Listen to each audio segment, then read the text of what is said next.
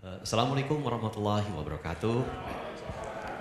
Selamat pagi, salam sejahtera untuk kita semua, salam sehat untuk kita semua. Prof. Lili, Kang Ujang sebagai pemateri, Ibu Bapak yang saya muliakan, Mbak Dani, Bu Wadek, teman-teman yang hadir di sini, yang ikut diskusi kita terkait isu-isu yang memang sekarang sangat menarik. Saya ingin membahas isu terkait demokrasi dan krisis iklim. Karena menurut saya krisis iklim itu adalah sesuatu yang ada nyata di depan kita, tetapi sekarang boleh dibilang di saat-saat yang genting. Karena masalah iklim ini sekarang ibaratnya dibenturkan. Di satu pihak ada yang mengatakan bahwa krisis iklim itu adalah sebuah hoax terbesar dalam abad ini. Dan lain pihak juga ada yang mengatakan bahwa kita harus menghentikan concern terbesar kita terhadap masalah iklim. Namun di lain pihak kita lihat bahwa isu-isu iklim justru sekarang kita rasakan sehari-hari dalam semua berbagai kegiatan kita yang akan saya jelaskan lebih lanjut. Tapi saat ini kita menghadapi sebuah tantangan untuk meningkatkan pertumbuhan ekonomi kita sampai dengan 8%, yang tentu membutuhkan berbagai penunjang infrastruktur terutama energi. Nah, energi itu kita harapkan bahwa kalaupun nanti energi kita manfaatkan untuk menunjang pertumbuhan 8% itu tidak akan mundur dari komitmen kita untuk melakukan dekarbonisasi dari perekonomian Indonesia di tahun 2060 atau lebih awal. Nah, kalau kita lihat hari ini, dominasi energi fosil itu masih sangat luas. Jadi listrik yang kita pergunakan hari ini, AC yang kita manfaatkan hari ini, itu 60% sumber listriknya dari batu bara. Dan kita lihat bahwa bauran energi fosil kita, energi terhadap energi terbarukan saat ini masih belum seimbang. Apalagi kita lihat bahwa sesungguhnya Indonesia punya potensi energi terbarukan itu besar sekali. Nah, ini kembali saya perlu sampaikan bahwa Indonesia ini sesungguhnya negeri penuh berkah. Berkah di satu pihak, kita punya cadangan energi fosil yang besar sekali. Kita punya migas yang besar, kita juga masih punya batu bara yang sangat banyak. Mau kita produksi dan kita bakar batu bara untuk 200 tahun gak akan habis-habis. Tetapi kita juga punya sumber-sumber energi terbarukan yang tidak kalah banyaknya. Mulai dari solar atau matahari, angin, air, arus laut, panas bumi besar sekali.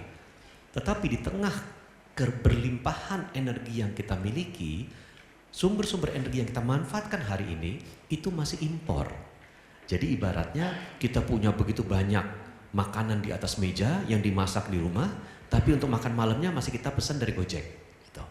Nah, itu yang saat ini kita hadapi.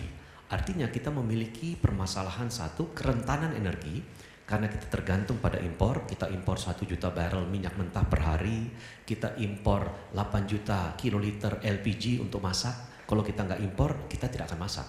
Gitu. Kita impor diesel, kita impor minyak tanah, itu kita impor. Jadi kerentanan energy security kita itu sesungguhnya sangat besar. Nah, ini yang menjadi salah satu permasalahan. Nah, pentingnya kita memiliki ketahanan energi, yaitu agar kita tidak bergantung. Agar tidak bergantung pada impor, tidak bergantung pada ketersediaan devisa untuk membeli impor-impor tersebut, dan ketergantungan yang perlu kita perhatikan, ketergantungan pada energi fosil. Kalau kita mengganti fosil itu dengan memanfaatkan seluruh bauran energi terbarukan kita yang melimpah di Indonesia, rasanya kita tidak perlu impor lagi, kita tidak perlu manfaatkan fosil lagi. Nah, jadi hari ini perlu saya sampaikan bahwa transisi energi kita itu sesungguhnya bukan pilihan, tetapi sebuah keharusan, sebuah keniscayaan. Ini ilustrasinya, Ibu Bapak. Hari ini di Jawa bagian barat kita dikepung oleh PLTU batubara yang jumlahnya ada 6. Ini memang menyediakan sumber energi kita untuk Jawa bagian barat, tetapi juga merupakan sumber dari polusi yang sekarang kita rasakan. Memang kalau kita bicara polusi, itu tidak melulu dari PLTU batubara, tetapi paling besar memang kontribusinya dari transportasi. kendaraan yang kita gunakan, kendaraan umum dan lain-lain itu adalah penyumbang emisi yang terbesar. Kedua dari industri, ketiga dari rumah tangga. Rumah tangga itu sumbernya dua. Satu, rumah tangga kalau kita membuang sampah secara sembarangan itu merupakan sumber emisi. Kedua juga kalau kita bakar sampah, itu juga sumber emisi yang kontribusinya sangat besar. Nah, kalau kita lihat kenyataan yang ada sekarang bahwa suhu sesungguhnya sekarang sudah berubah. Kita sudah mencatat suhu tertinggi di Indonesia, di NTT mencapai 38 derajat. Kita mencapai 35 derajat di Surabaya, di Semarang. Tangerang Selatan 34,5 derajat. DKI pernah menyentuh 34 derajat. Itu kalau kita biasanya suhu 31,5 derajat itu aja sudah kepanasan. Kita sekarang menghadapi new normal yang berpotensi di antara 33, 34, 35 derajat. Jadi ini sudah sangat mempengaruhi kualitas kehidupan kita. Hari ini kita rasakan yang namanya perubahan iklim itu sudah mempengaruhi kita. Kita tidak tahu lagi kapan musim hujan, kapan musim kemarau. Kita menghadapi banjir dan hujan yang sangat tinggi curahnya di musim kemarau. Kita tidak tahu lagi musim tanam kita kapan. Kita juga melihat bahwa ada bencana-bencana alam sebagai kelanjutan daripada perubahan iklim ini. Bali belum pernah banjir seperti yang kita rasakan beberapa minggu yang lalu. Pertama dalam 70 tahun. Kalau kita lihat hari ini, banjir sudah ada di mana-mana. Sudah kita lihat juga misalkan saja kita punya gunung kebanggaan, namanya Gunung Kartens di Papua. Itu saya waktu di SD itu saya baca Gunung Kartens memiliki salju abadi.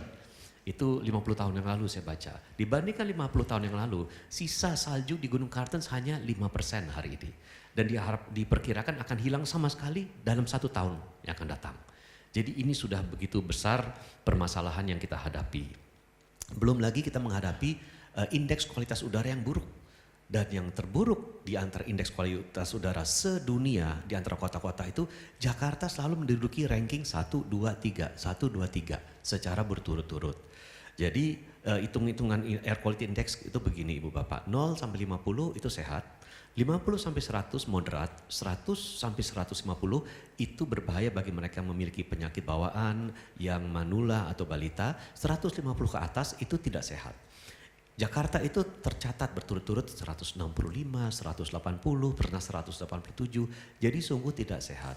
Saya beberapa waktu yang lalu ke IKN itu air quality indexnya 34. Saya pernah mengunjungi Pulau Nias, air quality indexnya 25.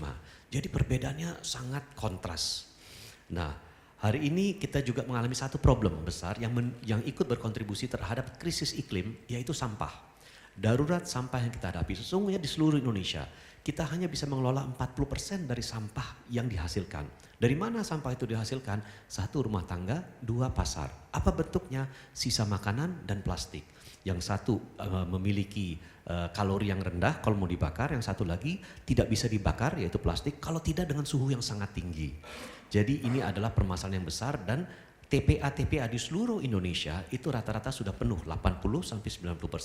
Hari ini kalau kita ibaratkan TPA Bantar Gebang itu tingginya sudah seperti gedung 17 lantai.